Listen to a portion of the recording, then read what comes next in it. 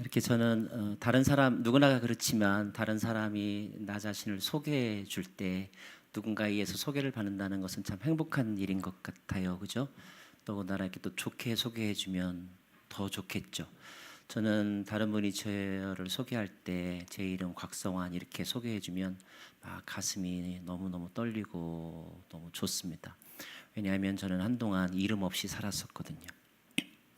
학교 다닐 때 선생님이나 친구들이 제 이름을 안 불렀어요. 저를 부를 때는 항상 이렇게 불렀어요. 반장 이렇게 불렀어요.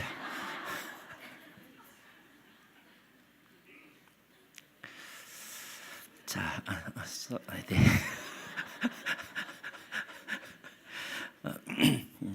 제가 퀴즈를 하나 내릴 텐데요. 퀴즈를 맞추신 분 딱 기회는 한 번밖에 없습니다. 그 기회를 맞추신 분에게는 제가 책을 선물로 사인해서 드리도록 할 텐데요. 제가 퀴즈를 내면 이름을 번쩍 들면서 자기 이름을 이렇게 얘기하시면 좋을 것 같아요. 여러분, 제일 크게 제일 빨리 드는 분에게 맞출 수 있는 기회를 드리도록 하겠습니다. 한번 연습 한번 해볼게요. 하나, 둘, 셋. 네, 훌륭합니다. 대신에 좀 크게 해주셔야 제가 눈이 그쪽으로 빨리 가니까 그렇게 해주시면 좋겠어요. 네. 자, 우리가 지난 시간에 조금 첫 시간에 많은 것들을 했는데, 자, 사도 바울의 변화에 대해서 사실은 그냥 서론밖에 하지 못했습니다.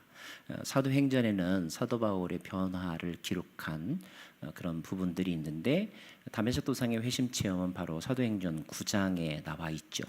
하지만 사도행전에는 9장 말고도 다메섹 도상의 회심의 사건을 기록한 곳이 두 군데나 더 있습니다. 두 군데나 더 있습니다. 자, 한 군데는 사도행전 22장에 나와요. 자, 퀴즈. 나머지 하나는 어디에 기록되어 있을까요? 혹시 공부하신 분은 아실 수 있을 거예요. 나머지 기록은 저 뒤에 손 드셨어요. 네, 그 말씀. 어디요? 사도행전 26장에 사도 바울의 회심의 사건이 기록되어 있다라고 자신 있게 말씀하셨는데 맞추셨습니다. 박수 한번 해주세요. 끝나고 꼭 저를 만나셔서 제가 드리는 선물을 꼭 받아가시기 바랍니다. 제가 문제 하나만 더 낼게요. 빨리 크게 손을 드셔야 돼요. 자, 차세대 한국교회 리더로서 마음이 따뜻하고 설교를 잘하고. 저 기회 안 드렸어요. 네. 그리고 틀렸습니다. 자, 누구일까요? 자기 이름을 대라고 그랬지 누가 목사님 이름 대라고 했어요? 네? 이 뭐예요? 정경화 얘기해 보세요. 띵동댕 맞추셨습니다. 자, 끝나고 공지수 목사님한테 찾아가셔서 선물을 받아오시기 바랍니다. 공지수 목사님이 주실 거예요. 자, 오늘 우리가 공지수 목사님이 얼마나 좋으신 분이냐면 제가 오늘 올라오려고 양복을 딱 입고 왔더니 너무 덥다고 이렇게 좀 편한 복장으로 해도 된다고, 그래서 제가 오늘 이렇게 겉에 자켓을 입지 않고 이렇게 올라왔습니다. 얼마나 마음이 좋은 분이신지 모르겠어요. 네. 또 제가 지난 시간에 막 할 내용이 많다 보니까 제가 원래 해야 될 진도를 다 못했거든요. 그랬더니 오늘 저한테 말씀하시기를 시간에 쫓기지 말고 그냥 자세하게 해달라고, 부족하면 나중에 또 부르겠다고. 얼마나 훌륭한 분이신지 모르겠어요. 여러분 복이신 줄로 제가 믿습니다. 자, 43페이지 잠깐 우리 지난 시간에 했던 건데 잠깐 복습 삼아서 말씀을 드리면, 사도 바울은 전체 한 65년 정도의 인생을 살았는데 그의 인생을 전반전과 후반전으로 나눌 수가 있다. 전반전은 예수 믿기 전의 삶이고 후반전은 예수를 만나고 난 다음의 삶인데, 후반전의 삶은 다시 세 등분으로 나눌 수가 있다. 그래서 회심하고부터 안디옥 교회에 소속이 되기 전까지 이때 기간을 약 14년 정도라고 볼 수가 있고요. 그 다음에 안디옥 교회에 소속이 되어서 안디옥 교회 파송을 받아 1차, 2차, 3차 전도 여행을 했던 것을 이제 중기라고 볼 수가 있는데, 이때 기간이 한 10년 정도라고 여러분 생각하시면 됩니다.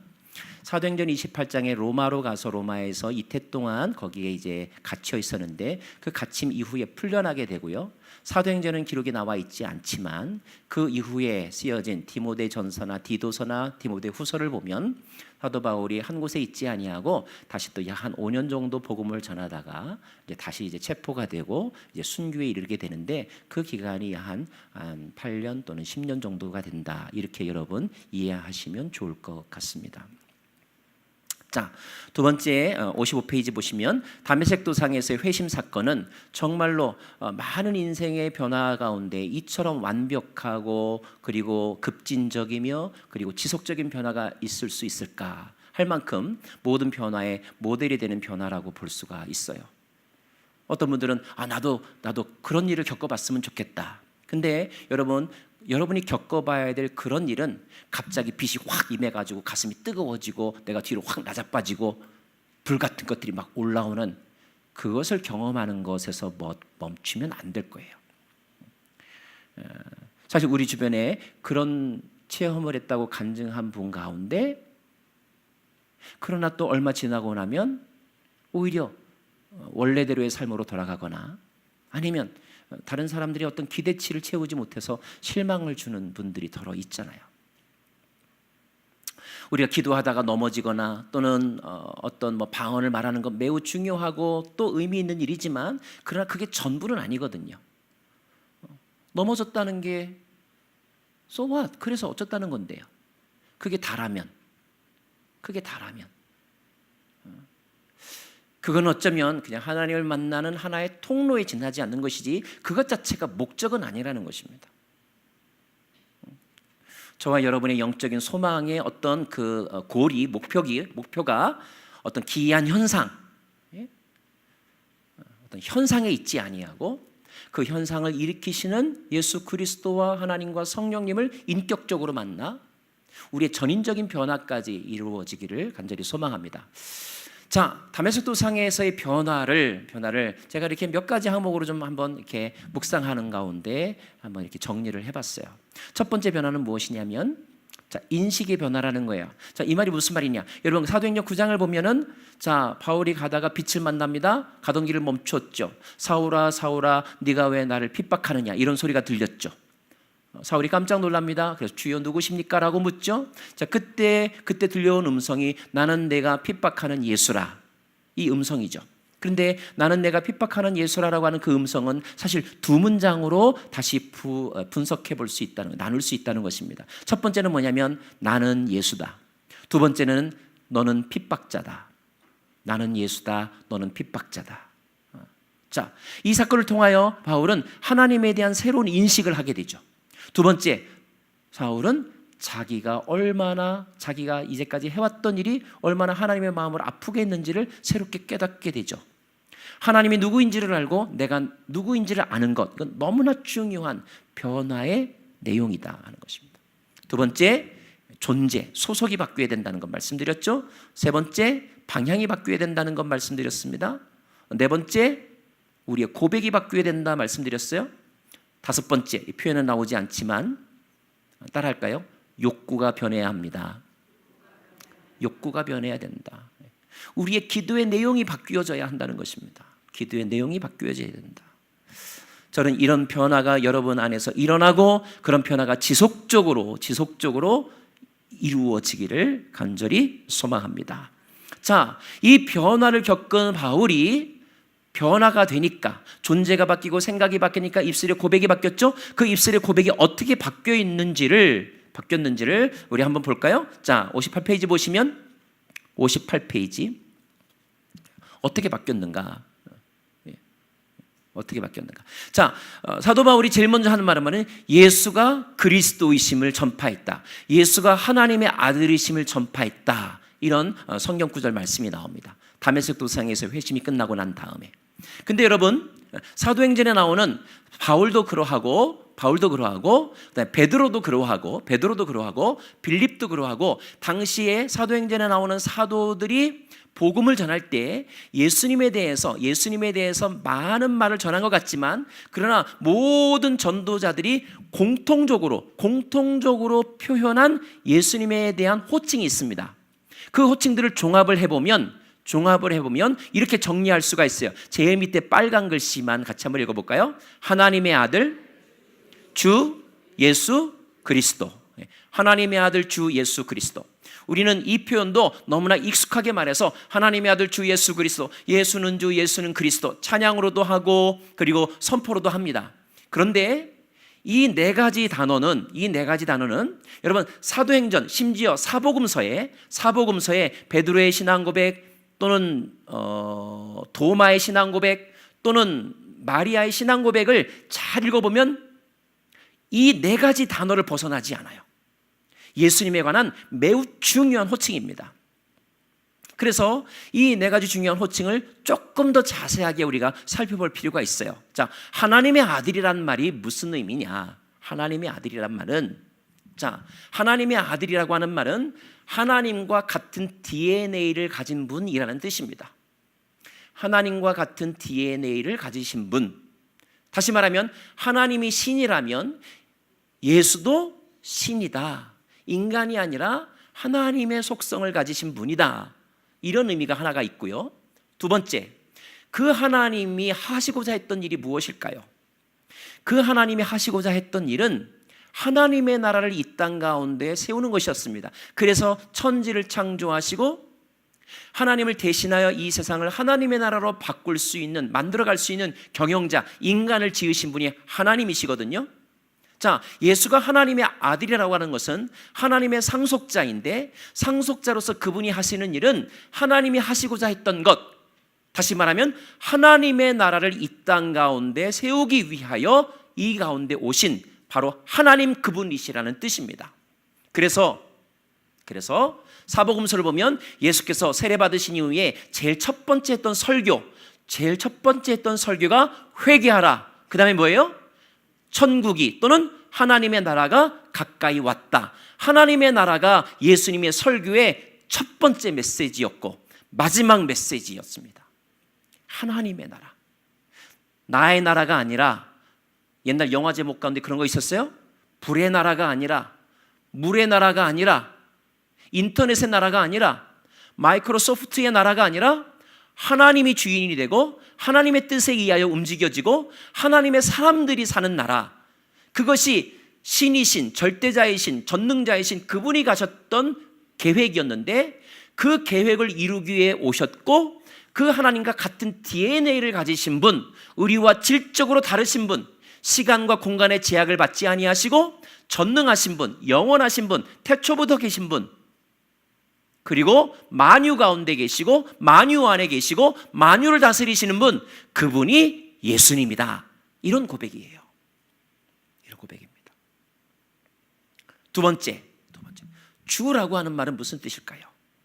영어로는 Lord라는 말을 씁니다. 쉽게 말하면 주인님이란 뜻입니다. 자, 혹시 이 가운데 비즈니스 하시는 분들, 자, 요즘엔 그런 말이 있더라고요. 조물주 위에 건물주가 있다고. 왜 저 기업 장사가 잘 되는 것 같은데 1년 후에 바뀌었어요. 왜 바뀌었나 봤더니 조금 잘 되니까 건물주가 렌트비를 왕창 올렸어요. 그래서 여전히 손님은 있지만 세를 주고 나면 남는 게 없어. 인건비를 주니까 남는 게 없어요. 그래서 결국 문 닫고 다른 곳으로 옮길 수밖에 없는, 건물주의 파워가 아주 세죠. 참, 교회 안에는요 이렇게 또 건물을 빌려서 쓰시는 분도 있지만 또 이 가운데 또 건물주도 계시기 때문에 제가 참 조심스럽습니다. 여하튼 자, 주인이라고 하는 것은 그 어떤 물건이나 그 조직에 대하여 배타적 권리를 가지고 있다는 거예요. 내 거라는 것입니다. 다스린다는 거예요. 자, 우리가 예수님을 주님이라고 부르죠. 주여 삼창하면서 기도합니다. 그런데 우리가 주여 삼창할 때는요, 주여, 마치 주님이 귀 먹으신 것 같아서 주여, 아니면 또 너무나 간절한 마음으로 그렇게만 주여라고 부르지, 이 의미는 잘 생각 안 하는 것 같아요. 이 의미가 뭘까요? 자, 그분이 주님이시면 그분과의 관계 속에서 나는 뭐라는 거예요? 나는 종이라는 거예요. 그래서 우리가 주님이라고도 부를 수 있지만 그 말은 동시에 종이 왔습니다, 이런 의미가 있는 거예요. 그런데 사람들은 주님이라고만 부르지 주님 앞에서 나는 무엇이든지 말씀하옵소서, 나는 주의 계집종이오니, 나는 주의 종이오니 주의 말씀을 듣겠습니다. 들으려고 하는 태도는 없이 주여라고만 부른다면 그것은 불완전한 호칭이 될 수밖에 없다는 거예요. 사랑하는 여러분, 앞으로 주여 삼창 기도할 때 항상 어떤 마음과 함께 부르라는 거예요? 뭐든지 말씀하옵소서. 저는 종입니다. 듣겠습니다. 비록 주님께서 하시는 말씀이 지금 내 기분에 잘 맞지 않는다 할지라도 저는 듣겠습니다. 순종하겠습니다. 그런 마음으로 주님, 주여를 외쳐야 하는 것입니다. 세 번째, 예수라고 하는 말은 그 원래 의미의 뜻이 뭐예요? 구원자라는 말이죠. 구원자. 구원자라는 말을 다른 말로 바꾸면 해결사, 해답이라는 뜻입니다. 많은 인생에 많은 문제가 있지만 그러나 그 문제를 때로는 나의 상식과 내가 배운 지식과 나의 기술로도 풀어갈 수도 있지만 어떤 문제는 궁극적으로 풀리지 않는 문제가 있죠. 알지만 안 되는 게 있잖아요. 알지만 안 되는 게 있다는 거예요. 그럴 때 우리가 예수를 부른다고 하는 것은 내가 더 이상 나의 생각에 의지하지 아니하고 예수님께서 해답이시기 때문에 예수님의 방법대로 하겠습니다. 내가 이 문제를 내가 혼자 끙끙 앓지 않고 예수님한테 가져오겠습니다. 예수님이 해결해 주십시오. 예수님에게 물어보고 예수님의 답을 듣고 예수님의 가르침대로 내가 따라하겠다라고 하는 마음을 담아서 예수님을 불러야 하는 거예요. 자, 여러분, 그런 마음가짐을 갖고 주님을 부르고 그런 마음가짐을 갖고 예수를 부르고 있습니까? 마지막으로 그리스도라고 하는 말은 히브리어로는 메시아라는 뜻이고 문자적인 뜻은 기름 부음을 받았다라는 뜻이에요. 그래서 기름 부음은 그럼 다 그리스도냐? 그런 뜻은 아니고요. 특별히 메시아라고 할 때는 장차 이 역사의 종말에 다시 오실 분, 완전한 구원자, 이런 의미가 바로 그리스도라고 하는 말입니다. 그리스도라고 하는, 다시 오실 분, 이 역사의 최후의 심판자, 그게 바로 메시아라고 하는 말이고 구원자, 그리스도라고 하는 말이에요. 그래서 우리가 그분을 그리스도라고 부를 때는 어떤 문제는 우리가 내가 살아있을 때 해결되는 문제도 있지만 어떤 문제는 내가 살아있을 때 아무리 노력을 해도 풀리지 않은 문제가 있을 수 있죠.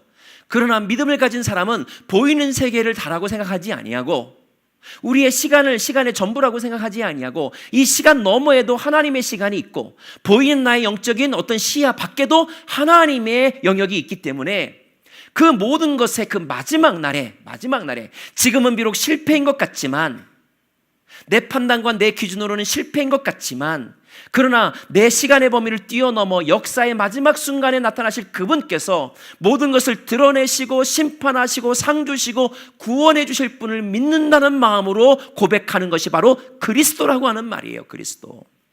그렇기 때문에 우리가 진정으로 그리스도라고 우리가 예수님을 부른다면 그 말은 이런 의미가 담겨져 있는 거예요. 내가 비록 씨를 뿌리지만 반드시 내가 꼭 열매를 거두려고 욕심내지 않겠습니다. 왜요? 역사의 마지막 순간에 그분께서 모든 것을 드러내시고 심판하실 것이기 때문에 그분께 맡기겠습니다. 이런 고백이 담겨져 있어야 하는 것입니다. 사랑하는 여러분, 예수가 그리스도라고 하는 말, 예수가 주님이라는 말, 예수가 하나님의 아들이라고 하는 말은 그냥 주문해 오듯이 쉽게 할 수 있는 말이 아닌 거예요. 하나님의 아들이라면 나는 인간의 그의 피조물인 인간이고 나는 신이 아니고 그분이 주님이라면 나는 종이고 그분이 해답이라면 나는 유한한 존재라서 나에게는 답이 없는 것이고 그분이 역사의 종말에 그리스도라고 한다면 나는 지금 내 유한한 삶 속에서 내가 원하는 것들 다 이루지 못한다 할지라도 그러나 그분께 맡기겠습니다. 비록 이렇게 죽을지언정 끝까지 선을 행하겠습니다라고 하는 다짐이 담기면서 예수님을, 하나님의 아들을, 그리고 메시아를, 그리고 구원자 주님을 고백해야 하는 것입니다. 자, 한번 따라할까요? 나는 하나님의 아들 주 예수 그리스도를 믿습니다. 믿으십니까? 생각하고 믿으셔야 돼요. 무턱대고 아무 생각 없이 물론 배울 때는 따라하면 되지만 따라하면서도 여러분 그 의미를 깊이 묵상하셔야 됩니다. 그리고 고백한 대로 나는 그 반대편에서 인간으로서, 종으로서, 문제를 가진 인간으로서 내가 어떻게 살아야 하는지를 여러분 선택하시고 또 바른 태도를 가지셔야 하는 거예요. 자, 67페이지 열어주세요. 자, 회심한 다음에 지도죠. 간단하게 다시 요약을 하면 예루살렘에서 다메섹으로 가다가, 다메섹으로, 지도가 조금 어그러졌는데 다메섹으로 가다가 거기서 주님을 만났고, 다메섹에 들어가서 아나니아를 만나서 아나니아가 이제 설명해 줬죠. 한 가지 지난 시간에 말씀드렸는지 모르겠지만 여러분, 바울이 사흘 동안 앞을 보지 못하고 먹지 못했을 때 결국 성경의 기록에 의하면 그가 뭐 했다는 거예요? 왜 처음 들으시는 것처럼 그러세요? 자, 바울이 빛을 만나 빛을 잃고 아무것도 하지 못하고 보지 못하고 사흘 동안 먹지 못하고 그래서 겨우겨우 누군가의 손에 이끌려서 다메섹의 어떤 집에 들어가서 있었을 때, 그때 사울에게 찾아오셨던 하나님의 영이 아나니아에게도 찾아오셔서 아나니아에게 사울을 찾아가라고 말씀하십니다. 근데 그 아나니아에게 사울을 찾아가라고 말씀하시면서 하나님의 영이 뭐라고 설명하냐 하면, 직가라고 하는 곳에 가면 사울이라고 하는 사람이 있는데 그 사울이 지금 뭐 하고 있다고 기록되어 있을까요? 기도하고 있다고 되어 있어요. 기도하고 있다고. 여러분, 고민한다고 해답을 찾는 게 아니고 기도할 때 해답을 얻게 되는 줄로 믿습니다. 그 다메섹에서 회심한 바울이 그 다메섹에서 전한 말씀이 예수가 그리스도라고, 예수가 하나님의 아들이라고 선포했다는 거예요. 그리고 아라비아를 갔다 오고 다시 다메섹에서 복음을 전하는데 이때 걸린 기간이 3년입니다. 3년 동안 복음을 전합니다.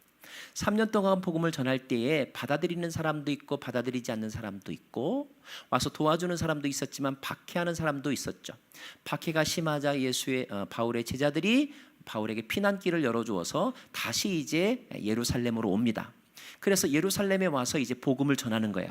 근데 여러분, 한 가지 여러분이 이렇게 착각하고 있는 것이 있는데, 자, 예루살렘의 기독교가 처한 영적인 상황은 어땠을까요? 날마다 막 3,000명씩 5,000명씩 막 부흥했을까요? 그렇지 않다고 말씀드렸죠. 그렇게 부흥 추세로 가다가 스데반의 박해가 임하게 되자 흐트러지게 되었고, 많은 사람들은 원래 자기 신앙으로 돌아가고 예수를 따르는 사람들은 그렇게 많지 않았습니다. 그리고 다 뿔뿔이 흩어졌다라는 거예요. 뿔뿔이 흩어졌다. 근데 여러분, 여기에 또 인간의 관점과 다른 하나님의 앵글로 보면 발견할 수 있는 놀라운 신비가 있습니다. 뭘까요? 여러분 보세요. 겨우 이제 막 부흥하고 있는데 전쟁이 났거나, 겨우 막 부흥하고 있는데 박해가 임하여서, 종교 박해가 임하여서 다 뿔뿔이 집회 결사의 자리를 못 갖고 흩어지게 만들었다. 흩어지게 되어서 조금 기다렸지만 계속하여 그런 정책이 시행되자 그곳을 떠날 수밖에 없었다. 자, 예루살렘 중심으로 보면 기독교가 흩어진 것입니다. 예루살렘 중심으로 보면 기독교가 큰 장애물을 만나 이제 어려움을 겪은 것입니다. 그런데요 여러분, 똑같은 사건을 예루살렘 중심에서 보지 않고 세계라고 하는 관점에서 보면 어떻게 해석할 수 있을까요? 흩어진 사람들과 더불어 복음이 흘러들어오고 있는 것입니다. 자, 보통 미국에 왔다 갔다 할 때 사람들이 하는 말 가운데 이런 표현이 있습니다. 자, 너 한국 들어갔다 올래? 아니면 너 한국 나갔다 올래? 자, 미국에 사는 사람이 한국을 방문할 때 한국 들어갔다 오는 걸까요? 한국 나갔다 오는 걸까요? 그 표현이 그 사람의 삶의 중심을 어디에 두느냐를 그대로 보여주고 있는 거예요. 자, 현재 살고 있는 미국을 그의 삶의 모든 근거지로 보는 사람은 한국 방문이 한국을 나갔다 오는 것입니다. 그런데 미국에 살지만 그러나 정서적인 어떤 자기의 삶의 근거지가 한국에 있는 사람은 한국에 들어갔다 오는 것입니다. 관점에 따라서 해석이 달라질 수 있다는 거예요. 어떤 유명한 선수가 그런 말을 했죠. 실패가 아닐 수 있다. 성공이 아닐 수가 있다. 여러분, 여러분의 성공과 실패의 기준, 그 의미는 어디로부터 유래한 것입니까? 그것이 인간적인 관점에서입니까? 아니면 하나님 나라 관점에서의 개념 정의입니까? 우리는 이 부분에 있어서 뭔가 좀 늘 다시 한번 모든 것을 근본적으로 다시 한번 생각해 볼 필요가 있지 않습니까? 혹시 여러분이 생각하는 성공이 흔히 말하는 세속주의적인 성공과 괴를 같이 하고 있는 것입니까? 그리고 그것을 하나님도 기뻐하시는 것입니까? 여러분, 어쩌면 그런 성공을 지금도 교회에 와서 비는 것으로 내가 기도를 열심히 하고 있다고 생각하고 있지는 않습니까? 그런 기도는 사실 무당에게 가서 해도 되는데, 그런 기도는 저 선앙당에 가서도 해도 되는데, 그와 똑같은 기도를 여기 와서 하고 있지는 않습니까? 아, 그래도 다르죠. 어떻게 목사님 그렇게 말합니까? 그런 것들은 거짓신이고 여기 계신 분은 참신인데, 그게 전부일까요? 아니, 어쩌면 그렇게 기도하고 있음에도 불구하고 하나님이 그 기도에 응답하지 않으시는 것은 여러분이 성공이라고 생각하고 있는, 반드시 이루어져야만 한다고 생각하는 그것에 대하여 하나님의 생각이 다르기 때문이 아닐까요? 그렇다면 기도 안 들어주신 그분에 대하여 화를 내고 뛰쳐나가기보다는 여러분의 생각과 기도의 내용을 바꿔야 되는 것 아닐까요?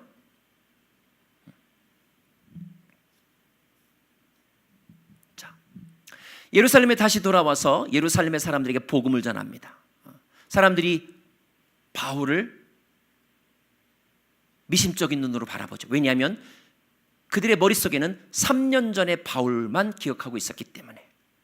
3년 전에 바울만 기억하고 있었기 때문에. 여러분, 사람의 첫인상이 얼마나 오래 가는지요. 그죠? 그래서 첫인상이 참 중요하다고 하지 않습니까?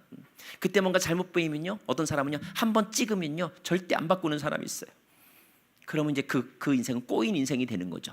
그분에게 있어서. 그러나 여러분, 하나님은 모든 것을 바꾸실 수 있는 분이라는데 여러분의 믿음을 두시길 바랍니다. 하나님이 함께 하시면 변할 수 있는 거예요. 그리고 하나님의 눈으로 그를 바라봐 주세요. 그러면 여러분이 그렇게 기대를 가져주고 그렇게 믿음을 표현하면 그 사람은 아마 여러분의 믿음에 부응하기 위하여 노력할 거예요. 예수께서 나다나엘에게 그렇게 말씀하시죠. 내 속에 간사한 것이 없다. 사실 인간의 마음속에 간사한 것이 왜 없겠어요? 왜 없겠어요? 현미경으로 들여다보면 다 쓰레기이고 욕심덩어리이고 그리고 더러움 그 자체인 것을. 그럼에도 불구하고 예수께서 축복의 메시지로, 믿음의 메시지로 말씀하신 거죠. 이 사람 참 괜찮은 사람이야. 우리가 아이들에게 그렇게 말하잖아요. 뭐 조금만 어쩌다가 기특한 일 하면 어이구 다 컸네. 다 크긴 뭘 더 커요? 아직도 멀었는데. 그럼에도 불구하고 다 컸네라고 하는 말은 뭐예요? 믿어준다는 거죠. 기회를 준다는 거예요. 내가 애정을 그에게 쏟겠다는 뜻입니다. 여러분, 그렇게 말하면 그 아이는요 진짜 자기가 다 큰 줄 알고 다 큰 사람의 생각을 하려고 노력하죠. 그러면서 변화되어 가는 거죠. 여러분 함께 신앙생활하는 공동체의 다른 식구들에 대해서 지나친 고정관념, 부정적인 고정관념, 그 고정관념으로 그를 판단하지 않기를 바랍니다. 그래, 혹시 여러분의 어떤 첫인상이 정확한 것일 수도 있어요. 그럼에도 불구하고 하나님이 저 사람을 만져주시면 더 성숙해질 거야, 변할 거야. 그리고 그 믿음을 선포하시면 더불어 함께 성장하게 되는 줄로 믿습니다. 자, 예루살렘에 살던 사람들 가운데 바울을 받아들이지 않는 사람들이 있었죠. 그들에게 소개해줬던 사람이 바나바라는 것 여러분 잘 압니다. 자, 그럼에도 불구하고 예루살렘에서의 복음 전파는 쉽지 않았습니다. 그래서 사도행전에는 나와 있지 않지만 고린도서를 가면 그때 하나님의 영이 다시 바울에게 찾아옵니다. 그래서 이 성의 사람들은 네 말을 듣지 않을 것이다. 너는 이 성을 떠나라. 이렇게 말씀을 들려주시고 그 말씀을 듣고 바울은 예루살렘을 떠나 다시 위쪽으로 올라가서 다소라고 하는 곳으로 가게 되는데, 성경은 그 다소에서 어떻게 지냈는지에 대해서 자세하게 설명하고 있지 않습니다. 그러나 설명이 나와 있지 않다고 해서 그의 인생이 없는 것은 아니에요. 성경은 특별히 하나님의 구원의 역사에 있어서 의미 있는 것들만 뽑아가지고 기록한 것이기 때문에. 자, 그러면서 이 다소 지역에서, 다소라고 하는 것은 지명이고요, 다소가 있었던 그 스테이트는, 그 도는 길리기아도예요. 그러니까 경기도 구리시인 것처럼 길리기아도 다소시에서 머물면서 거기서 나름대로 개인적으로 복음을 전하고 말씀을 가르치는 했는데 그 기간이 약 한 14년 정도가 되었다. 그렇게 이해하시면 됩니다. 자, 14년 정도 그렇게 열심히 개인적으로 혼자 거기서 살면서 복음을 전하고 있었을 그때에 어느 날 바울을 찾아온 사람이 있었으니 그 사람의 이름은 바나바. 바나바가 왜 찾아왔을까? 바나바는 그때 예루살렘 교회 파송을 받아 안디옥이라고 하는 곳의 목회자로 이제 임명을 받았습니다. 안디옥 가서 목회를 하는데 너무너무 신나는 거예요. 왜요? 날마다 막 믿는 사람들이 몰려오는 거예요. 그래서 도저히 혼자 그 목회를 감당할 수가 없게 되었습니다. 아이고, 안 되겠다. 좀 같이 도울 사역자가 필요하구나. 요즘으로 치면은 부교육자가 필요하구나. 부교육자를 누구를 쓸까? 근데 그 안디옥이라고 하는 곳은 당시에 헬라 문화권에서 아주 대표적인 도시였고 학문의 도시였거든요. 그리고 거기 사람들은 전부 다 헬라어를 쓰고 있었습니다. 그래서 헬라어를 할 줄 아는 복음 전도자 바나바가 막 찾습니다. 떠오르는 사람이 있었어요? 누구였을까요? 바울이 떠올랐습니다. 바울을 찾아가죠. 좀 도와달라. 우리 공목사님도 이미 목회해봤고 저도 이미 목회하고 있지만 이미 목회자가 제일 어려운 게 뭐냐? 1.5세 전도사를 찾는 게 참 어렵습니다. 영어를 잘하면 믿음이 너무 뿌리가 없고 믿음의 뿌리가 좋은 사람은 또 영어가 안 되고, 그래서 영어와 한국어 두 가지 언어를 다 잘하면서 그러나 또 한국적인 어떤 신앙의 어떤 훈련을 받으신 분을 찾기가 정말 어려워요. 대부분의 이민교회가 다 그렇습니다. 게다가 작은 교회는 더 안 오려고 하기 때문에 더 이렇게 아주 이중 삼중으로 어려움을 겪을 때가 많아요. 자, 바울은 이중 언어를 할 줄 아는 사람이었어요. 그래서 이제 바나바에게 픽업이 되어서 바나바와 함께 안디옥에 가서 바나바를 도와 열심히 제자를 양육합니다. 성경에 보면 1년 동안 열심히 제자를 가르쳤는데 1년 후에 그 제자 훈련을 받은 사람들이 그 주변 사람들로부터 뭐라고 불렸다는 거예요? 그리스도인이라 불렸다라고 말하는데 저는 이것을 그냥 제자 훈련이다 이렇게 말하고 싶습니다. 훈련을 받았더니 그들의 삶이 바뀌고 인식이 바뀌고 존재가 바뀌고 목적이 바뀌고 고백이 바뀌는 일이 생겨났다는 거예요. 그 바뀐 것을 누가 한다는 거예요? 주변 사람들이 한다는 거예요. 여러분 혹시 젊은 청년들 사랑에 빠지면요 옆에 사람이 금세합니다. 아이고 둘이 연애하는 것만 아주 그냥 볼썽사 나와서 못 보겠어. 왜요? 당신의 눈 속에 내가 있고 내 눈 속에 당신이 있죠. 다른 사람이 뭐라고 보나 안중에도 없어요. 서로 그냥 너무 좋아가지고 사랑하면 이렇게 표시가 나죠. 여러분, 내가 나에 대해서 나 변했습니다라고 말하고 다닐 게 없어요.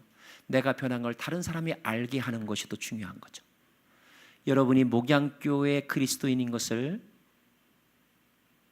이 아파트 주민들이 알기를 바랍니다. 저 사람 어느 교회 다니는 것 같아. 어느 교회? 목양교회래. 세상에, 그게 목사님이 누구래? 어머나, 뭐 이렇게. 네. 자, 13장 보겠습니다. 사도행전 13장. 사도행전 13장에 매우 중요한 표현이 나옵니다. 사도행전 13장에 보면 제가 읽어드릴게요. 사도행전 13장 79페이지. 사도행전 13장. 안디옥 선지자들과 교사들이 있으니 곧 바나바와 니게르라 하는 시몬과 구레네 사람 루기오와 분봉왕 헤롯의 젖동생 마나인과 및 사울이라. 자, 2절에 보면 주를 섬겨 금식할 때에 성령이 이르시되라고 되어 있습니다. 여러분, 안디옥 교회가 금식 기도를 했대요. 금식 기도를 한 것은 그 전에 유대교인이었을 때 유대교인들이 하던 어떤 종교적인 습관을 그대로 물려받아서 한 것입니다. 그러나 아무리 종교적인 습관을 물려받아서 한다 할지라도 금식하면서 기도한다는 것은 뭔가 비장한 각오를 가졌다는 뜻이고 간절함이 있었다는 뜻이겠죠. 그래서 저는 이 말씀을 묵상하다 그런 질문을 하게 되었어요. 그들은 왜 금식까지 했을까? 왜 금식했을까? 그런데 왜 금식했는지에 대한 설명은 여기 없어요. 그런데 그 말씀을 읽어보니까 그들이 금식할 때에 금식의 결과, 그들이 경험한 그 결과가 나와 있는데 그 결과를 보니까 성령이 이르시되 내가 불러 시키는 일 위하여 바나바와 사울을 따로 세우라 하시니, 이것이 금식 기도의 응답입니다. 응답이에요. 그래서 그 응답받은 거에 순종하여서 또 그들이 금식하며 기도하고 두 사람에게 안수하여 보냈다라고 되어 있습니다. 저는 이것을 거꾸로 한번 묵상해 보았습니다. 자, 보세요. 안디옥 교회가 개척이 되었습니다. 사람이 날마다 증가합니다.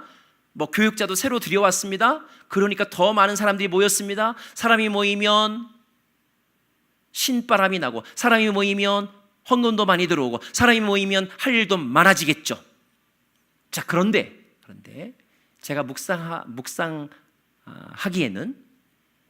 그들이 사람이 많이 모이면서, 이때는 아직 신약 성경도 없었던 때니까 그들이 많이 모이면서 좋은데 좋은 곳으로 끝나고 헤어질 때마다 어쩌면 그들은 우리가 이렇게 모이기만 해서 될까? 뭔가를 해야 될 텐데, 이런 고민을 하지 않았을까?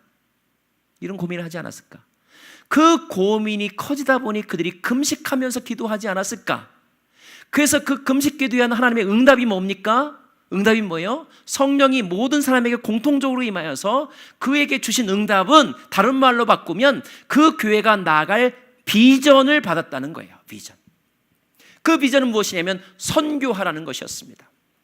사랑하는 여러분, 적지 않은 교회가 서바이벌 하기에 바쁩니다. 서바이벌 하면 시설물 바꾸느라고 바쁩니다. 그런데 우리는 한 번쯤 이런 질문을 해야 되지 않을까요? 이게 교회일까? 이게 교회의 전부일까? 교회는 이것 이상이어야 하지 않을까? 우리 교회는 뭔가 해야 되지 않을까? 근데 뭘 하지? 목소리 큰 사람이 얘기하면 그거 하는 건가? 아니면 헌금 많이 내는 사람이 의견 내면 그거 하는 건가? 아니라는 거예요. 적어도 교회 지도자들이 함께 모여서 이 교회가 평생 헌신해야 될 비전을 위해서 금식하면서 기도해야 한다는 거예요. 기도할 때 하나님의 음성을 듣는데 그 음성을 한 사람만 들으면 안 되고 교회 리더들이 함께 들어야 한다는 거예요. 함께 들어야 함께 재정을 집중적으로 사용하고 에너지를 집중적으로 사용하고, 그래서 사역을 하면서도 갈등이 일어나지 않는다는 거예요. 자, 제가 한번 실험하겠습니다. 죄송하지만 여러분 다 눈 좀 한번 감아주세요. 눈 감으세요. 그리고 오른손을 번쩍 드세요. 귀에 닿도록 번쩍 들어주세요. 눈 감은 상태로. 제가 하나 둘 셋 하면 가리키는 방향으로 여러분 손을 쫙 용기 있게 쭉 뻗어주세요. 방향을 바꿔서. 자, 여러분이 생각하는 북쪽을 향하여 하나 둘 셋. 자, 북쪽을 향하여. 자, 이제 눈 떠보세요. 여러분 보세요. 북쪽의 방향이 사람마다 달라요. 자, 많은 사람들이 있는데 다 비전을 얘기하면 오히려 힘이 분산이 되는 거예요. 왜 힘이 분산이 될까요? 성령님은 하나의 영이시기 때문에 이 사람과 이 사람을 만나도 결국 이 둘이 만나면 하나가 될 수 있는 동일한 비전을 보여주십니다. 그런데 이 사람이 받은 음성이 다르고 이 사람이 받은 음성이 다른데, 이 다른 것이 조화를 이룰 수 없을 만큼 서로 대치되는 음성을 한 공동체에서 함께 들을 수 있을까요? 그러면 둘 중에 하나는 거짓말인 거예요. 잘못 받은 것입니다. 교회는 비전을 위해서 함께 기도해야 되고 그 비전에 함께 헌신해야 되는 것입니다. 그래야 집중력이 생기고, 집중력이 생길 때 그냥 태양은 따뜻하지만 돋보기로 태양의 힘을 모으면 나뭇잎을 태우는 에너지가 되는 거죠. 저는 목양교회가 목사님을 비롯하여 많은 장로님들과 또 교회에서 열심히 기도하는 분들에게 하나님의 영의 음성이 함께 들려서 여러분의 은사와 시간과 재정과 그리고 사람들의 힘이 모아져서 정말로 주님께서 기뻐하시는 일을 하는 바로 그 교회 되기를 간절히 바랍니다. 자, 이래서 세워진 사람이 성경에 보면 누구라고 돼 있어요? 바나바와 사울이라고 돼 있어요. 한 가지 제가, 많은 분들이 이렇게 생각합니다. 사울이 예수님 만나 바울이 되었다. 근데 정확하게 여러분 한번 따져볼까요? 사울이 다메섹 도상에서 주님 만난 것은 사도행전 9장에 나와 있어요. 9장에. 그죠? 그런데 사도행전 13장에도 지금 사실 바울이란 단어는 안 나와요. 계속해서 사울이라고 나와요. 예수님 만나기 전에도 사울은 사울이었고요. 예수님 만난 후에도 사울은 사울이었어요. 그러면 언제부터 사울이라는 이름이 성경에서 바울로 쓰였느냐? 그거는 사도행전 그 다음의 일이에요. 사도행전 13장 다음의 일입니다. 자, 그러면 사울이라는 이름을 이제 안 쓰고 바울이라는 이름을 쓰게 된 결정적인 사건이 일어났던 그 이야기를 이제 오늘 이제 마무리하면서 좀 나누려고 그래요. 자, 그곳은 180페이지 지도, 이제 1차 전도 여행을 떠납니다. 1차 전도 여행을 떠나는데 안디옥에서 떠나서 어디로 가느냐? 먼저 배를 타고 저 섬에 갑니다. 섬. 저 섬의 이름이 키프로스 섬, 구브로 섬이라고 되어 있어요. 그 섬에 처음에 내린 곳은 살라미스라고 하는 곳이고요. 그 다음에 간 곳은 파포스라고 하는 곳인데, 살라미스는 제주시라고 생각하시면 되고 파포스는 서귀포시라고 생각하시면 돼요. 자, 파포스라고 하는 곳에 가면 그 섬에 총독이 있습니다. 그 섬의 총독의 이름이 서기오 바울이라는 사람이에요. 세루기우스 파울러스. 자, 이 바울 앞에 바나바와 사울이 이제 그 앞에 섭니다. 아마 이 세루기우스 총독은 학문이나 교양에 대해서도 관심이 많았던 사람인 것 같아요. 그래서 그 정보 요원들이 말했겠죠. 지금 바나바와 사울이라는 사람이 와가지고 이 섬에서 전도를 하는데 그 사람들의 가르침이 좀 특이합니다. 그래? 한번 불러봐. 그래서 이 바나바와 사울이 이제 총독 앞에 섭니다. 총독 앞에 서자 이제 성경에 보면 사울이 이제 그에게 복음을 전합니다. 그 복음을 전하는 장면을 그 다음 페이지를 보시면 이런 그림이라고 볼 수 있어요. 83페이지.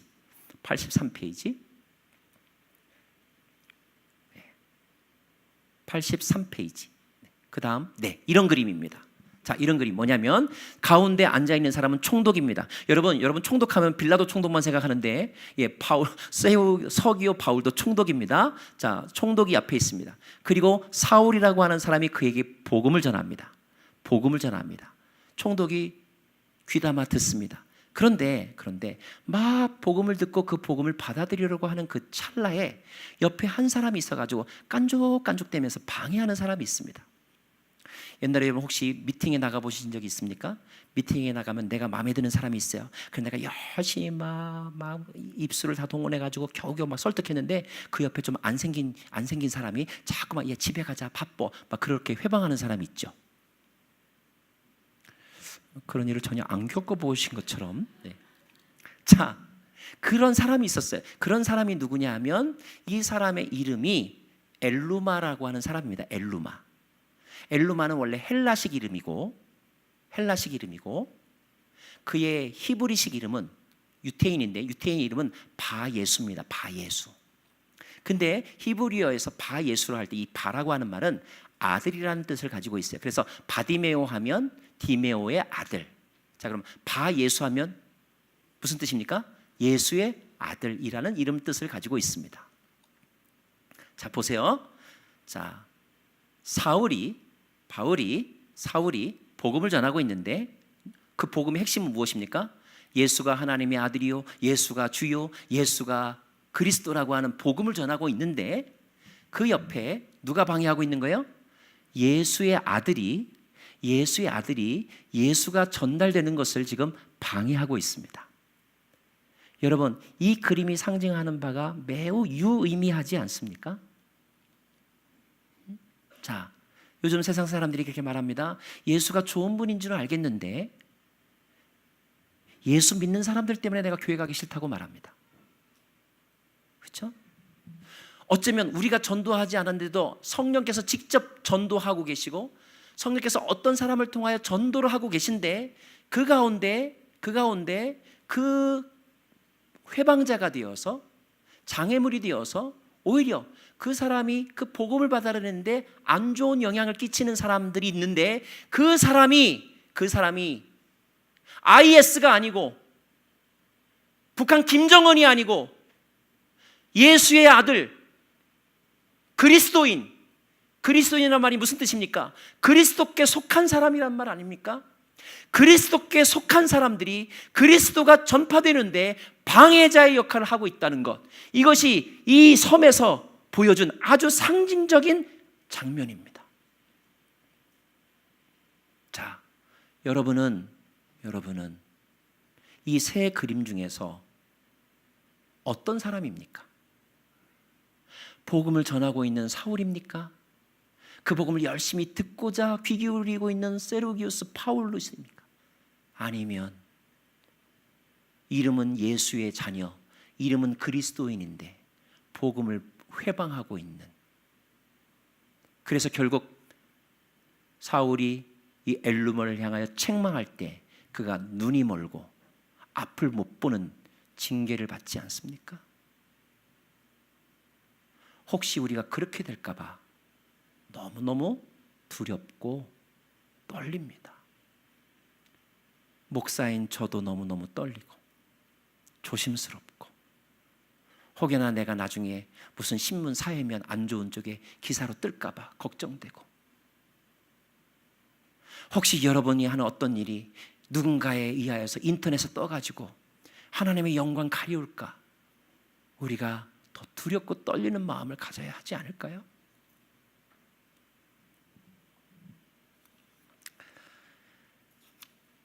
(1차) 전쟁 한 군데만 더 하겠습니다. 루스드라고 하는 곳에서 나면서부터 안진뱅이 된 자를 고쳐준 사건이 있습니다. 베드로는 성전 미문에 안진뱅이를 고쳐줬죠. 자, 바울도 나면서부터 안진뱅이 된 자를 고쳐주었습니다. 그러자 사람들이 막 센세이션이 일어나서 동네 사람들이 다 모였습니다. 다 모여서 그들이 바나바와, 그때부터는 이제 성경에 이제 바울이라고 이름이 나옵니다. 바울을 향하여서 당신은 하늘에서 오신 분들이다, 당신은 제우스 신이다, 당신은 헤르메스 신이다, 이렇게 우상화하고 신성시하고 막 박수를 칠 때, 그때 바울이 한 말이 있습니다. 바울이 그들을 뜯어 말리면서, 옷을 찢으면서 말리면서 뭐라고 말하냐면, 성경 기록에 의하면 하나님께서 우리에게, 여러분에게 복음을 전하게 하신 것은 이 헛된 일을 버리게 하려고 우리로 하여금 복음을 전하겠다라고 말합니다. 여러분, 헛된 일이라는 게 뭘까요? 헛된 일이 뭘까요? 헛된 일이란 사람을 우상화하는 것입니다. 사도 바울은 말합니다. 내가 여러분에게 예수를 전하는 것은 사람이 주가 아니라 예수가 주님이고, 사람이 하나님의 아들이 아니라, 로마 황제가 하나님의 아들이 아니라 예수가 하나님의 아들이고, 돈이 해답이 아니라 예수가 구원자고, 이 모든 문제의 마지막 순간에 마지막 심판자는 바로 그분이시라는 것을 전하기 위하여 내가 이렇게 와서 복음을 전하는데, 그런데 여러분은 왜 내가 전하는 예수의 초점을 맞추지 않고 왜 나에게 시선을 쏟습니까? 왜 나에게 잘 보이려고 합니까? 이런 헛된 일을 그만두십시오. 이것이 우상 숭배하는 것입니다. 이것이 하나님이 가장 싫어하는 일입니다. 이것이 이 사회가 망하는 길입니다. 헛된 일을 버리십시오. 사랑하는 여러분, 왜 한국 사회가 얼마 전에 그런 수치스러운 일을 겪었을까요? 저는 그 가운데 사람을 우상시하고 그 사람을 절대 권력하면서 거기서 뭔가 기득권을 누리려고 하는 사람들 때문에 이런 일이 일어나고 있는 것입니다. 그런 일이 정치계에만 있을까요? 종교계 안에는 없을까요? 교회 안에는 없을까요? 여러분의 동창 모임에는 없을까요? 사람을 우상하는 것, 사람을 의지하는 것, 진리보다, 말씀보다, 하나님보다 사람에게 포커스하는 것, 이 모든 것은 헛된 것이라는 겁니다. 헛된 일을 멈추시고 참되고 길일만하고 바른 것에 우리의 시선이 바뀌어지기를 바랍니다. 기도하겠습니다.